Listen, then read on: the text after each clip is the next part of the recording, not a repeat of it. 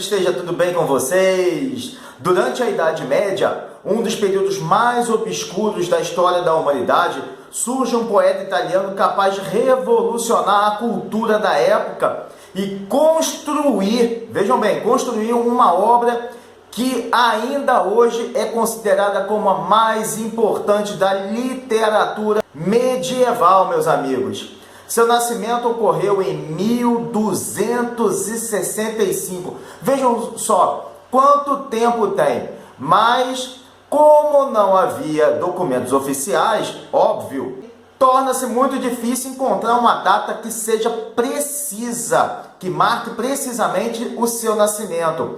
Sabe-se, no entanto, que a família Alighieri fazia parte da facção política dos guelfos, que se opunha abertamente a uma outra facção, chamada Ghibellinos. Agora vocês sabem sobre quem estamos conversando hoje, meus amigos. Sobre Dante Alighieri, que nasceu em 1265 e faleceu em 1321. Ele era um dos mais importantes e ainda é escritores de todos os tempos da história da humanidade. Mas antes da nossa conversa, vocês vão se inscrever, dar um like esperto aí pra gente, comentar e compartilhar com seus filhos, seus amigos, seus familiares. Vamos levar cultura, vamos levar conhecimento, levar luz. Lembrando a vocês que todas as sextas-feiras tem novos vídeos aqui no canal Sobrevivência em Livros. Mas, meus amigos, antes de conversarmos sobre Dante Alighieri, eu gostaria de falar que sua família estava envolvida em um conflito lá em Florença, ou Firenze. Vamos contextualizar a época para entendermos muito bem a situação em que o nosso escritor nasceu. Os guelfos e os ghibellinos eram duas facções que se opunham à política da época. Uma era florentina e a outra era toscana. E elas formavam alianças interfamiliares naquelas regiões. Dante nasceu em um período entre 1250 e 1270. Na realidade, ele nasce em 1265, mas nesse período, entre as décadas de 250 e 270, havia um confronto entre dois lados. E isso fez com que a região se tornasse um barril de pólvora, meus amigos. Os guelfos eram defensores do Papa. Vejam bem, adversários dos ghibellinos, apoiadores do Sacro Império Romano Germânico. O conflito ocorre, meus amigos, a partir da derrota dos guelfos na disputa dinástica gerada pela morte do imperador Henrique V entre 1081 e 1125, que ele viveu. E ele, meus amigos, como acontecia muitas vezes, não deixou nenhum herdeiro direto, por isso que o conflito. Então, lutaram pela sucessão do trono, mais ou menos um Game of Thrones medieval. E o que aconteceu? Nessa disputa, o Papa apoiou a casa de Welf, que é o italiano, melhor dizendo, que é o germânico para a tradução italiana de guelfo, enquanto os ghibellinos eram partidários da casa Suábia, dinastia de Hohenstaufen, senhores de Waiblingen, que dá a origem ao italiano ghibellino. A morte muito cedo da mãe de Dante, quando ele tinha apenas 5 anos de idade, forçou um segundo casamento do seu pai, que deste novo casamento, resultaram 2 meio-irmãos para o nosso poeta. E isso impulsionou a família a procurar um bom casamento para ele. Agora vejam só, meus amigos, como era muito comum na época, assim que Dante completou somente 12 anos de idade, vejam só, somente 12 anos de idade, ele foi obrigado a se casar com uma também garota chamada Gemma Donati. E como o próprio escritor deixou bem claro em toda a sua larga obra, naquele momento, mesmo muito jovem, o seu coração já pertencia a uma outra mulher chamada Beatrice, ou Beatriz, que Dante tinha conhecido ainda na infância. Com 12 anos na infância, vejam só. E Beatriz, mesmo tendo casado com um banqueiro italiano e morrido ainda tão jovem, com apenas 25 anos, foi a presença constante de uma musa em sua literatura, na literatura de Dante. E pessoal, já que nós estamos falando da carreira de Dante, em 1302, acontece um fato muito curioso, que quase custou a vida do nosso poeta. Naquele ano, enquanto ele assumia umas funções em um cargo público, vejam bem, ele foi acusado de corrupção. Agora prestem bem atenção, a sentença inicial falava que ele deveria pagar uma pesada multa, só que ela foi alterada. Ele teria que ser queimado vivo numa fogueira. Isso mesmo, ele foi sentenciado à morte em uma fogueira, caso permanecesse na sua cidade natal. Então, ele se tornou exilado. Olha só que coisa!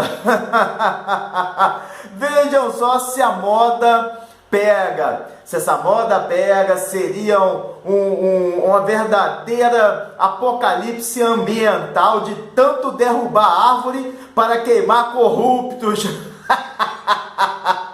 Não haveria mais floresta amazônica no Brasil, nem na Colômbia, se todos os corruptos tivessem que serem queimados vivos. Imagina só, meus amigos, realmente, se a moda pega, né?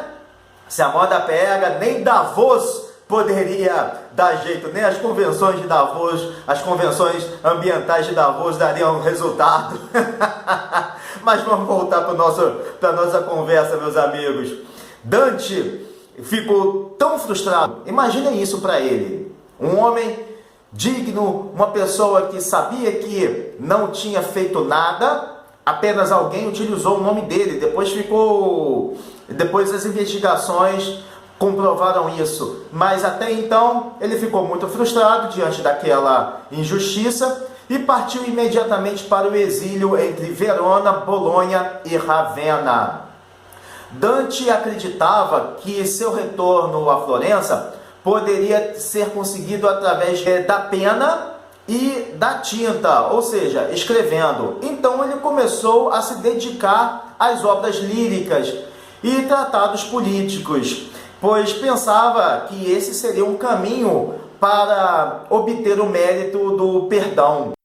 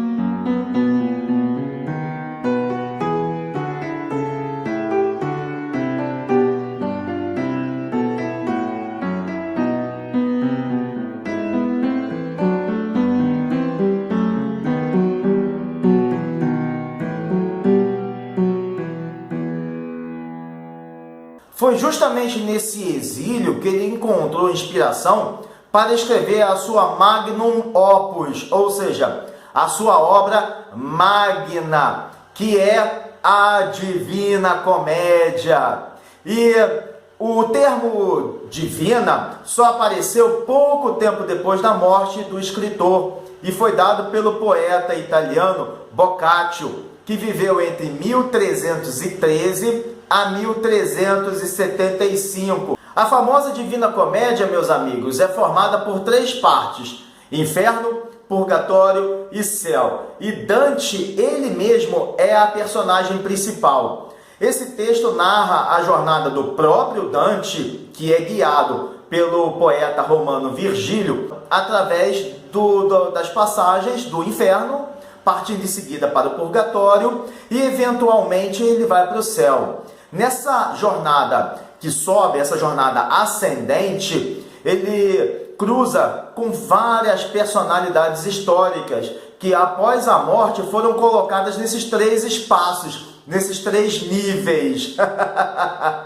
Em 1318, Dante é convidado pelo príncipe de Ravenna, Guido Novello da Polenta, a morar no seu reino, onde ele consegue concluir o paraíso. E pouco tempo depois, falece aos 56 anos, sem a oportunidade de ver pela última vez, de estar pela última vez em Florença e também de ver a última parte da sua obra publicada. O corpo de Dante Alighieri está enterrado na cidade de Ravenna, naquela que é hoje conhecida como a Igreja de São Francisco. Meus amigos, antes de terminar, eu gostaria de sugerir a leitura desse ícone da literatura italiana e da literatura mundial. Além disso, é muito importante valorizarmos os escritores clássicos, que oferecem uma colcha de retalhos humanísticos tão relevantes quanto a própria cultura e a própria literatura em si. Então, meus amigos, busquem, leiam a Divina Comédia de Dante Alighieri, construam em seus filhos o hábito da leitura. Isso é um legado que vocês vão deixar para eles. Mas é isso, meus amigos. Desejo a todos Shabbat Shalom Mevorach, um sábado de paz, um sábado abençoado e uma presença divina na semana de todos. Um forte abraço e valeu!